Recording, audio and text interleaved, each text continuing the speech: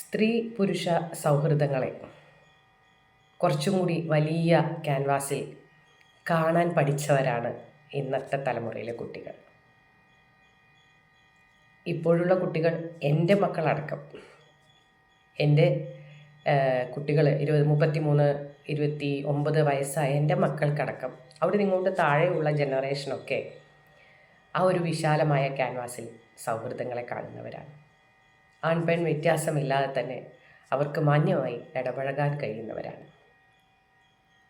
എന്നാൽ എൻ്റെയും അതിന് മുകളിലുമുള്ള ഏജുള്ള ആളുകൾക്ക് പലപ്പോഴും ഒരു മഞ്ഞക്കണ്ണാണ്.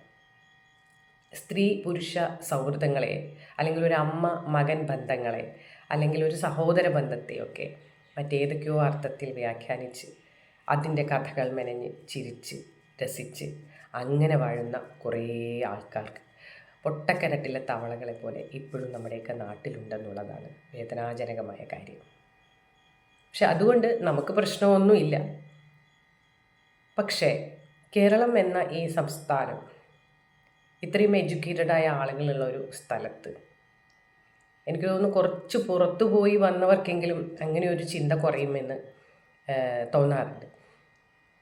കോലുമ്പിൽ ശീല കിട്ടിയ ഏതൊരു സ്ത്രീയെയും അവരാരോട് സംസാരിക്കുന്നു അവരുമായി കൂട്ടിയിണക്കി ഉണ്ടാക്കുന്ന കഥകൾ വളരെ മോശമാണ്. മറ്റു ബന്ധങ്ങളൊക്കെ ഉണ്ടാവാം, ഉള്ളവർ എന്തോ ചെയ്യട്ടെ, അത് അവരുടെ കാര്യം. ഇല്ലാത്ത കഥകൾ മെനഞ്ഞ് വ്യക്തിഹത്യ ചെയ്യുന്നവരോട് എന്തു പറയാനാണ്?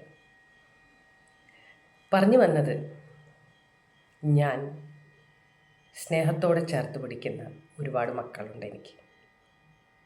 ഇപ്പോഴും ഞാൻ UP ക്ലാസ്സുകളിൽ പഠിപ്പിച്ചിരുന്ന കുട്ടികളാണ് അധികം എന്നെ ടീച്ചറമ്മ എന്ന നിലയിൽ കാണാറുള്ളത്. ആൺകുട്ടികളുമുണ്ട്, പെൺകുട്ടികളുമുണ്ട്. ഈ കുട്ടികൾക്ക് ഇപ്പോഴും കോണ്ടാക്റ്റ് ഉണ്ട്, വരുമ്പോൾ കാണാറുണ്ട്, അവരുടെ കൂടെ എന്തെങ്കിലും കുറച്ച് സമയം ഞാൻ ചെലവഴിക്കാറുണ്ട്. ഒപ്പം പഠിച്ചവർ ചിലർ, അതിന് താഴെയുള്ള കുട്ടികൾ ഒക്കെ നമ്മൾ പല കാറ്റഗറിയിൽ സൗഹൃദത്തിൽപ്പെട്ടവർ, മക്കളായി കരുതുന്നവർ, സഹോദരരായി കരുതുന്നവർ ഒരുപാട് ആളുകളുണ്ട്. പലപ്പോഴും എനിക്ക് തോന്നാറുണ്ട്, സ്ത്രീകളെക്കാളും വിശ്വസിച്ച് സംസാരിക്കാൻ പറ്റുന്നത് പലപ്പോഴും പുരുഷന്മാരാണ്. പാരപണിയുന്ന പുരുഷന്മാരില്ലെന്നല്ല, പുരുഷ സൗഹൃദങ്ങളെ കുറച്ചും കൂടി അവർ നമുക്ക് സംസാരിക്കാൻ പറ്റുന്നവരാണ്, നമ്മളുടെ വിഷമങ്ങൾ പങ്കിടാൻ പറ്റുന്നവരാണ് എന്ന് തോന്നിയിട്ടുണ്ട്. എല്ലാവരുടെയും ഈ നീല മഞ്ഞ കണ്ണുവെച്ച് നോക്കുന്നവരോട് ഒന്നേ പറയാനുള്ളൂ, നമുക്ക് നമ്മുടെ പണി ചെയ്യാൻ തുടങ്ങിയാൽ, നമ്മുടെ കാര്യങ്ങളിൽ കൂടുതൽ ശ്രദ്ധിക്കാൻ തുടങ്ങിയാൽ ഈ വക കാര്യങ്ങളൊന്നും നമ്മുടെ ശ്രദ്ധയിലേ പെടില്ല, സമയം ഉണ്ടാവില്ല, അത്രേ ഉള്ളൂ. അതുകൊണ്ട് തന്നെ സ്നേഹത്തോടെ ചേർത്ത് പിടിക്കുന്ന മക്കളെ ഇപ്പോഴും ചേർത്ത് പിടിക്കുന്നു. ടീച്ചറമ്മേ എന്ന് വിളിച്ച് അടുത്തേക്ക് ഓടി വരുന്ന ഓരോ കുഞ്ഞിനെയും അമ്മയുടെ കണ്ണിൽ തന്നെ സ്നേഹിക്കുന്നു. അമ്മയാണ്, ആ സ്ഥാനത്താണ് കാണുന്നത് എന്ന് പറയുന്ന പ്രിയപ്പെട്ടവരെ ഒക്കെ, പ്രിയപ്പെട്ട കുട്ടികളെ, അങ്ങേയറ്റം അനുഗ്രഹം നിങ്ങൾക്കുണ്ടാകും. മറ്റ് വർത്തമാനങ്ങളെ നിസ്സാരമായി പുല്ലുവിലയിൽ നമുക്ക് ത്യജിക്കാം. ബന്ധങ്ങളെ, ആരോഗ്യകരമായ ബന്ധങ്ങളെ കൂടുതൽ സ്നേഹത്തോടെ ചേർത്ത് പിടിക്കുക.